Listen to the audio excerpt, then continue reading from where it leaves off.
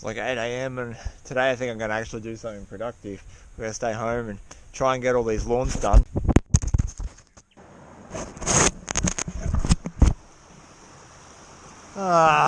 Happened again. Mount mining.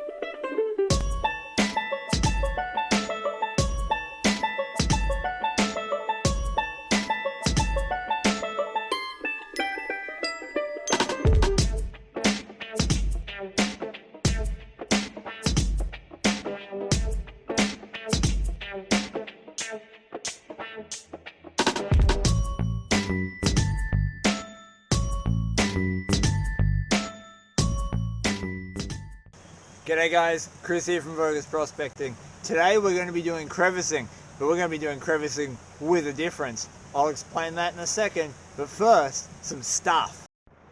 I just wanted to quickly give you an update on the Goldcore that I received. Now, I have been out with this pan several times since I did that review, and I've discovered a lot of cool things about it. I've also had a chat with the CEO of Goldcore, Clint, and he has given me a lot of information pertaining the design of it and whatnot, which has changed my perspective on how it works. So I wanted to cover a few issues that you guys asked about in the review and the information I've learned since doing it. First things first, the colour. I got so much stick over the colour pink. What's wrong with pink? 91.4% of my followers are male, and I can think of a couple of pink things that you guys really like. So I'll ask again, what is wrong with pink? Second thing was the price. When I looked it up on the Goldcore's website, they were hovering around the $40 US mark, or around $50 Australian for a kit where you get a snuffer bottle, the pocket pan, and this. And I don't think that's too bad. There's a simple reason for that. We are in one of the only cash positive hobbies on earth, which means that this makes you money. It only owes you less than a gram of gold once you buy it in the kit. So if you can get a gram of gold, paid for itself. And that's why I didn't touch on price. I did have trouble panning off to show you guys the gold in it, and I've since learned that I was using it like a normal pan where I'll be panning back and forth like this. What I really needed to be doing was holding it lengthways and panning down like that with all the dirt up in one corner and then pulling the cons down the bottom here. These little grooves here that you can see in the edges are designed so you can tip the very small amount of concentrates and gold that this leaves you with into a snuffer bottle, and that's what I have been doing because I've been catching ultra fine gold with this, and to get it separated I need a miller table, which brings me to my last point. There is a cool secret function that this thing has. Just here, hopefully you'll see it on camera, there are some ultra fine riffles, and those riffles there are to get rid of that last bit of black sand. It is like a miller table in a pan. Right, enough about the Goldcore. What are we doing today? What are we doing today, Grizzly? He doesn't want to be... Do you want to be a part of it? What are we doing? You got to tell the people in here what you're doing. Do you even know that there's people in here? Right, what we're doing today is going to be really simple. We are going to work out a bucket load of crevices and sluice them. Now, why are we doing it this way? Well, it's simple. Efficiency. You may recognize this spot from two series of videos that I've been doing, which are Sandbar Gold episode 1 and 2 and King Gold Hole episode 1 and 2. The King Gold Hole is just there, and Sandbar Gold, I've got one sandbar there, another sandbar just here, and about 50 million more of them all the way down there. But everyone has been asking me, why don't you go out here and crevice? And the simple answer is, I have been. I was out here the other day with Josh, digging out a few crevices, and these crevices have produced some nice gold, as you'd expect. I've pulled out about 6 grams of gold just from these few spots that I've worked, not crevicing, just doing the Sandbar and King Gold Hole videos. And when you start digging into crevices like this, you know, you're pulling out 50, 60 specks in one pan. Easy. They're really, really good gold counts. So that's what we're doing today, but we're going to do it slightly different to normal. Normally, you would find a crevice like this, clean it out like this, put it in your pan like this, check if you got any gold like this, and then you would repeat the whole process. But the problem is, doing it like that takes forever. There's a lot of steps involved. So instead, we're going to do something different, and we're going to do it differently because of just how much bedrock is here. We have so much bedrock that we know goes underwater when it gets flooded. We know that because that's a floodwater marker. That's 6 foot tall. I'm 6 foot tall. So the water's 6 foot, like, at least. And that goes clear over any of the ground that's behind me. And with having so many crevices and so many spots to check for gold, so we're just going to run all of the dirt into buckets. Yeah, we are. And then we're going to throw it through the crock and hopefully just sluice it all out in one hit and get a really nice cleanup at the end. You have to trust me that there's gold here, because there is gold here. And we're going to have a bit of fun doing this today.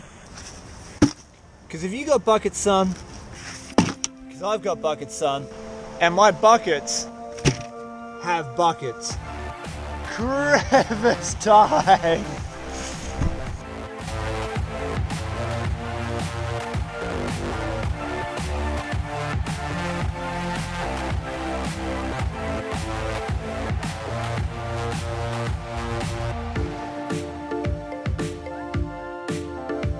Just keeps going down. I thought this was just going to be a scratch on the surface, but no, we're going to China. We're definitely going to China. Oh no, there's the bottom. Trips off, boys.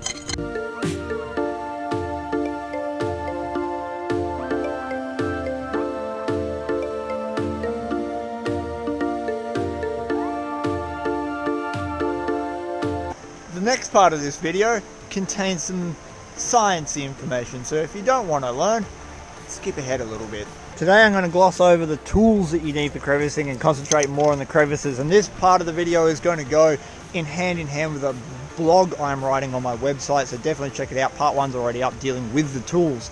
Now, crevices. There are two different types of crevices, and they fall into two loose categories. First is soft crevices, and the second is hard crevices. Soft crevices are crevices that form on bedrocks that are made up of mudstone, sandstone, soft granites, things like that break apart very easily just by natural weathering. For the soft bedrocks, you're better off just digging down, taking off the top layer until you hit just a plain base of it. So say you dig through, you get lots of river rock, lots of black sand in that, and then you hit a layer that's just sandstone or mudstone, and that's where it stopped. You don't need to go any further. But the second type of crevice is the really important one, and that's what we're working today. And they are hard rock crevices like this. This rock here is stupidly hard. I mean, it blunted my pickaxe completely. So it's a sort of rock that needs explosives to move it out of the way, and it doesn't wear away very easily from natural weathering. It doesn't matter how violent the storms and floods and stuff that come through here are, it's unlikely that a crack that has formed 10 years ago is going to break off. It's probably just going to expand a little bit and let more dirt in. And these cracks hold on to gold. Now the thing with crevicing is you want to look out for all sorts of crevices. There's a little crack right here. Now it might not look like much, right? But if I get my scraper tool in there and scraped out all of that sand and the little rocks and stuff that are jammed in it, and the fact that it's got plant life growing in it as well over here, it tells me that it has the ability to collect gold. So ultra thin ones can be really good. Remember that the biggest rock you pull out of an ultra thin crack is the same size as the biggest bit of gold you could pull out of it.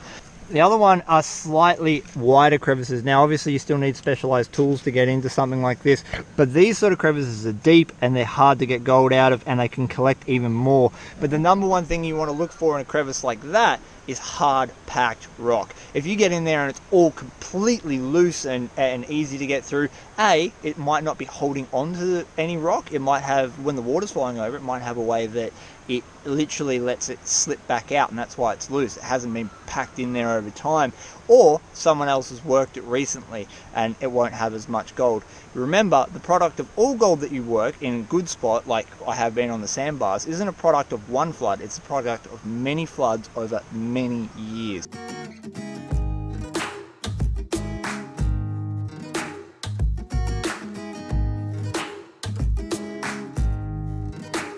This is one stuck rock.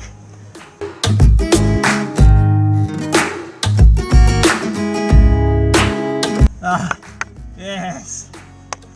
Okay, so we've just done a little bit of a test pan. Now try and put you on the Goldcore. It's a little bit different from other pan. So we'll see how we go. Oh yes, alright, so there's still gold in it. That was just off the top. I'll show you. I'll make sure. There you go. 2 bits of gold. So there, that was just off the top. So there's definitely still gold there. Beautiful. Alright, that can go in the bucket. This is what I was talking about before about a soft bedrock base. This is bedrock that has broken up without me hitting it. All I've done is scraped my pry bar over the top of it and it's coming apart. It just means this is made up of the same really hard bedrock, but it's had a lot of weathering and it's starting to decay. And by it breaking up like that tells me that there were little cracks in it, and those little cracks are what trap your gold.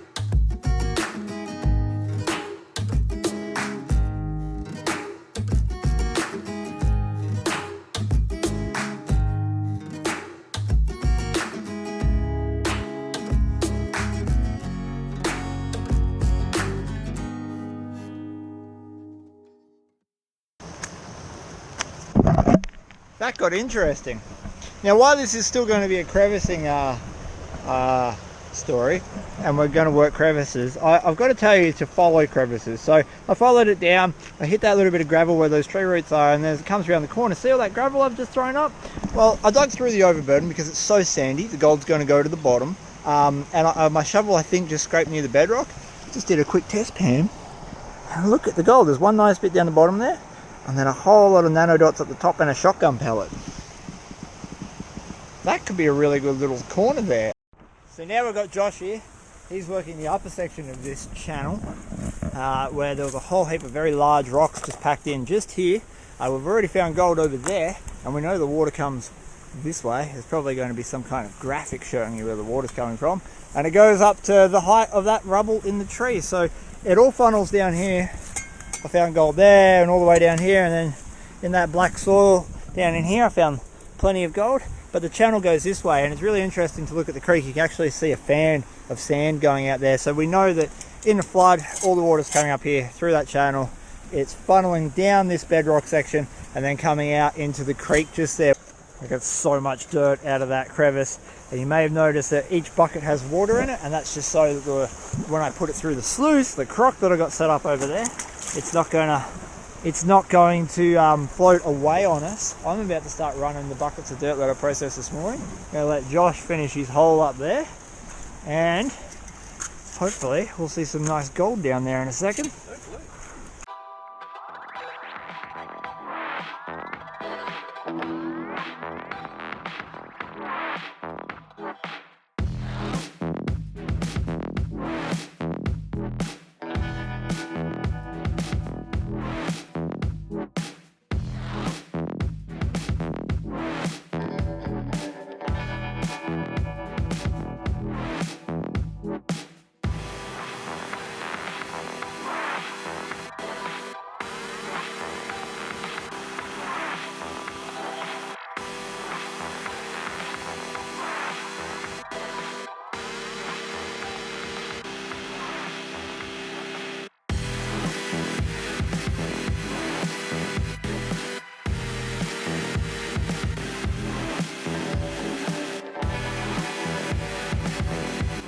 Eight buckets loader, and I'm going to do a clean out.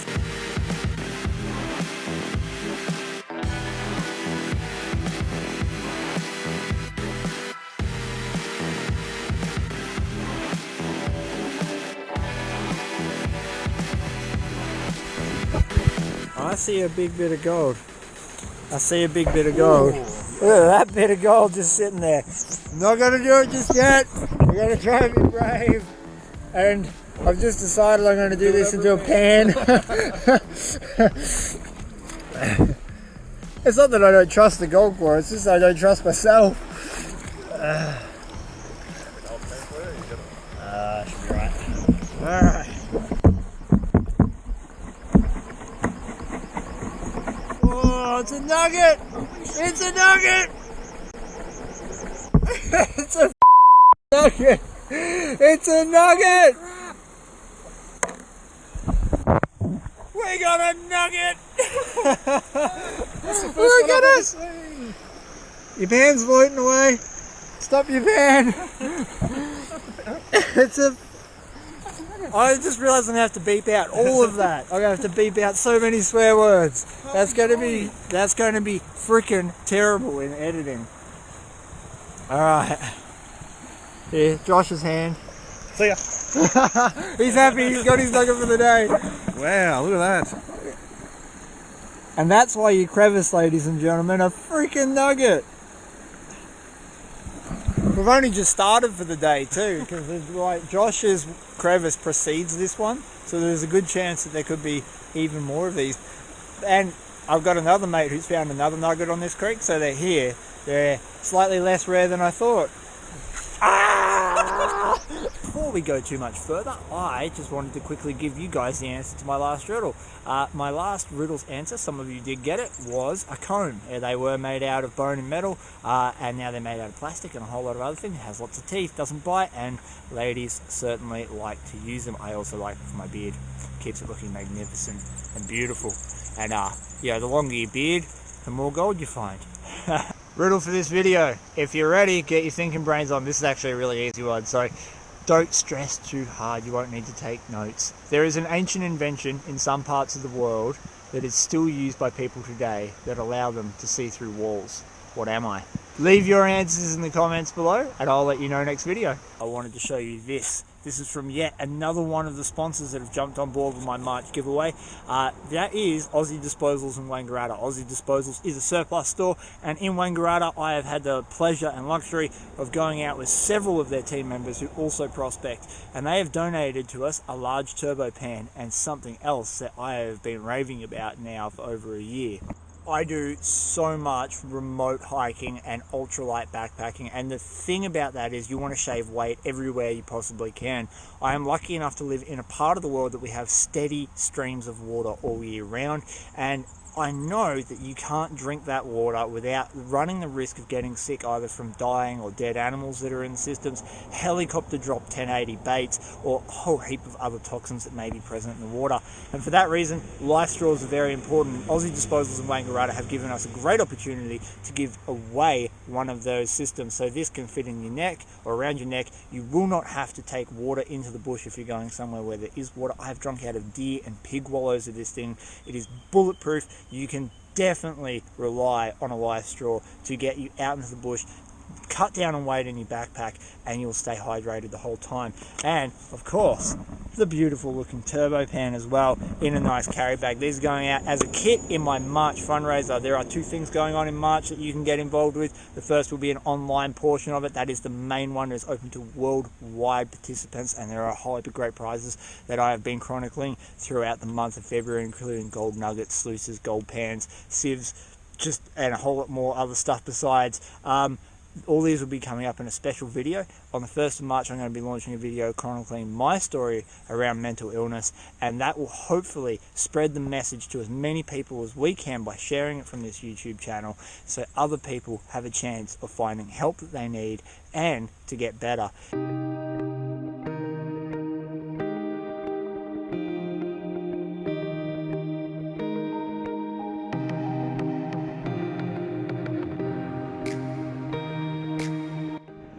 Damn it!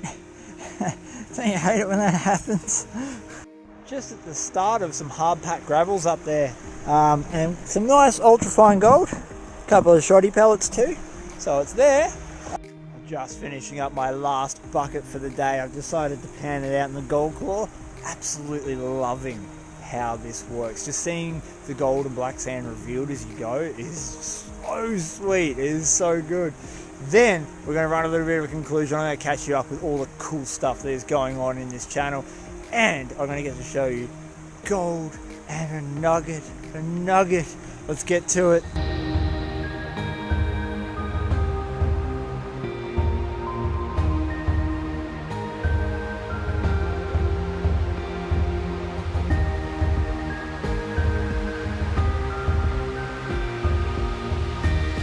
Here we go. 10 litres of dirt turned into almost nothing. And it is really difficult to get this on film because I can't clip the pan onto it how I normally would. That's alright, we'll make do. Yeah, look at that, a couple of shoddy pellets and some gold. That's not bad. That is not bad at all. Look at that. Nice little ultrafine specks. About what I'd expect from being up real high on a bank. there you have it, guys. What a sweet afternoon of gold prospecting. It started off with a really cool idea to utilize the fluid bed sluice from Croc Gold Traps to process crevice dirt. Crevicing can be quite intensive, especially when you're working cracks that are this big, and by utilizing a system that doesn't need screening, that processes super fast and reduces down your concentrates to very little, it means that you're left with very little work and you have more time to dig things like that out. Just like I showed you before, a lot of sponsors have jumped on board for my March fundraiser for Beyond Blue. This is not just about raising money for Beyond Blue, but spreading understanding and awareness around mental illness, something that affects me and a lot of my friends very deeply.